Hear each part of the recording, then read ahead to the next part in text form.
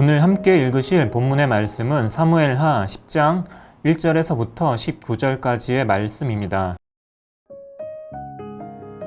그 후에 암몬 자손의 왕이 죽고 그의 아들 하눈이 대신하여 왕이 되니 다윗이 이르되 내가 나하스의 아들 하눈에게 은총을 베풀되 그의 아버지가 내게 은총을 베푼 것 같이 하리라 하고 다윗이 그의 신하들을 보내 그의 아버지를 조상하라 하니라. 다윗의 신하들이 암몬 자손의 땅에 이르매 암몬 자손의 관리들이 그들의 주 하눈에게 말하되 왕은 다윗이 조객을 당신에게 보낸 것이 왕의 아버지를 공경함인 줄로 여기시나이까? 다윗이 그의 신하들을 당신에게 보내 이 성을 엿보고 탐지하여 함락시키고자 함이 아니니이까 하니, 이에 하눈이 다윗의 신하들을 잡아 그들의 수염 절반을 깎고 그들의 이복의 중동 볼기까지 자르고 돌려보내매 사람들이 이 일을 다윗에게 알리니라. 그 사람들이 크게 부끄러워하므로 왕이 그들을 맞으러 보내 이르기를 너희는 수염이 자라기까지 여리고에서 머물다가 돌아오라 하니라. 암몬 자손들이 자기들이 다윗에게 미움이 된 줄 알고 암몬 자손들이 사람을 보내 벤노 아람 사람과 소바 아람 사람의 보병 2만 명과 마아가 왕과 그의 사람 1,000명과 돕 사람 12,000명을 고용한지라.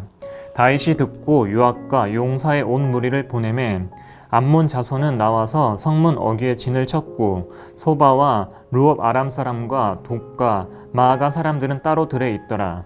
요압이 자기야 맞서 앞뒤에 친 적진을 보고 이스라엘의 선발한 자 중에서 또 엄선하여 아람 사람과 싸우려고 진치고 그 백성의 남은 자를 그 아우 아비새의 수하에 맡겨 암몬 자손과 싸우려고 진치게 하고 이르되 만일 아람 사람이 나보다 강하면 내가 나를 돕고 만일 암몬 자손이 너보다 강하면 내가 가서 너를 도우리라. 너는 담대하라. 우리가 우리 백성과 우리 하나님의 성읍들을 위하여 담대히 하자. 야훼께서 선히 여기시는 대로 행하기를 원하노라 하고 요압과 그와 함께한 백성이 아람 사람을 대항하여 싸우려고 나아가니 그들이 그 앞에서 도망하고 암몬 자손은 아람 사람이 도망함을 보고 그들도 아비새 앞에서 도망하여 성읍에서 들어간지라. 요압이 암몬 자손을 떠나 예루살렘으로 돌아가니라. 아람 사람이 자기가 이스라엘 앞에서 패하였음을 보고 다 모임에 하다네셀이 사람을 보내 강 건너쪽에 있는 아람 사람을 불러내매 그들이 헬람에 이르니 하다네셀의 군사령관 소박이 그들을 거느린지라. 어떤 사람이 다윗에게 알림해 그가 온 이스라엘을 모으고 요단을 건너 헬람에 이르매 아람 사람들이 다윗을 향하여 진을 치고 더불어 싸우더니 아람 사람이 이스라엘 앞에서 도망한지라. 다윗이 아람 병거 700대와 마병 4,000명을 죽이고 또 그 군사령관 소박을 치매 거기서 죽으니라. 하다네셀에게 속한 왕들이 자기가 이스라엘 앞에서 패함을 보고 이스라엘과 하친하고 섬기니 그러므로 아람 사람들이 두려워하여 다시는 암몬 자손을 돕지 아니하니라. 아멘.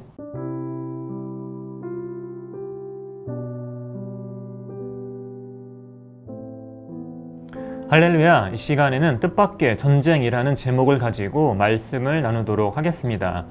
예전에 유튜브에서 뜻밖의 휴게소라는 영상을 본 적이 있습니다. 휴게소에 가려고 한 것이 아닌데 무리하게 차선 변경을 하는 버스를 피하다 휴게소로 들어가게 된 차에 관한 영상이었습니다. 마찬가지로 다윗도 원하지 않는 뜻밖의 전쟁을 맞이하게 되었습니다.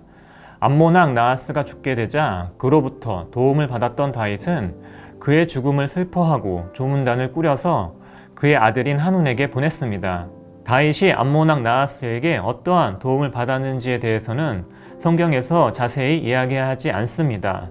아마도 다윗이 사울을 피해 도망 다닐 때에 사울의 대적이었던 암몬 자손과 친밀한 관계를 유지했던 것으로 보입니다.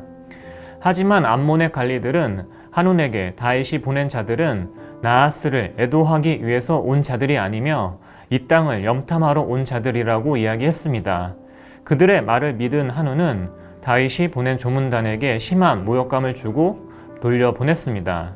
하눈은 그들의 수염을 절반 깎았고 그들의 엉덩이가 보이도록 옷을 자른 후에 돌려보냈습니다.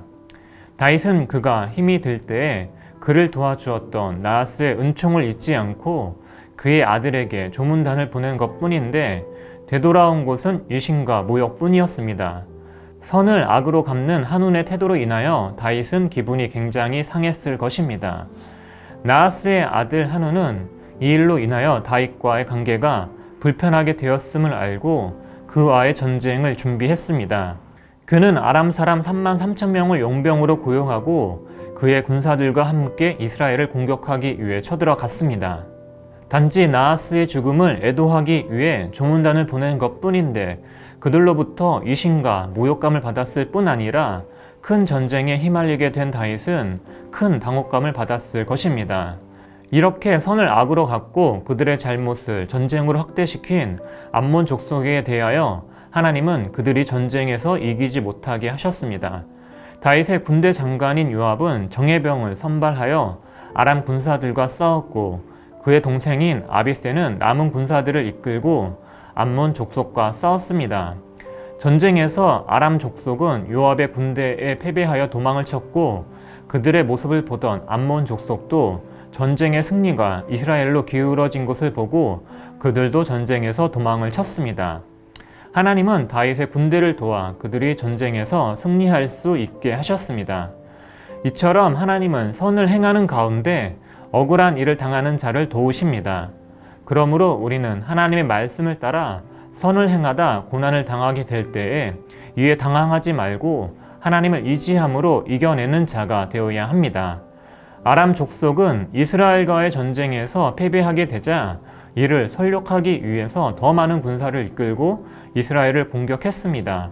하지만 두 번째 전쟁에서도 그들은 패배하게 됩니다. 다윗은 아람 족속의 병거 700대와 기마병 4만 명을 죽였습니다.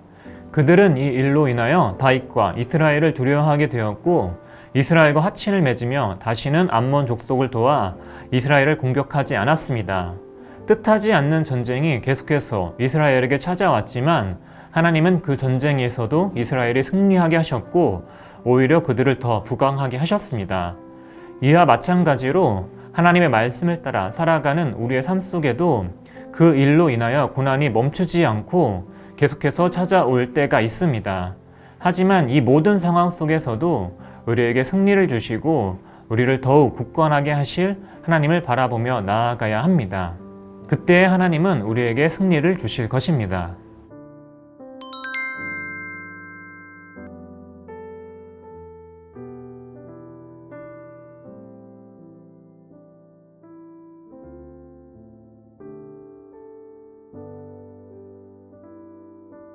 기도하시겠습니다. 선을 행하다 뜻하지 않은 고난이 찾아올 때에도 당하지 않게 하시고 우리의 삶을 도우시는 하나님을 통해 모든 것을 이겨내는 우리의 삶이 되게 하여 주시옵소서.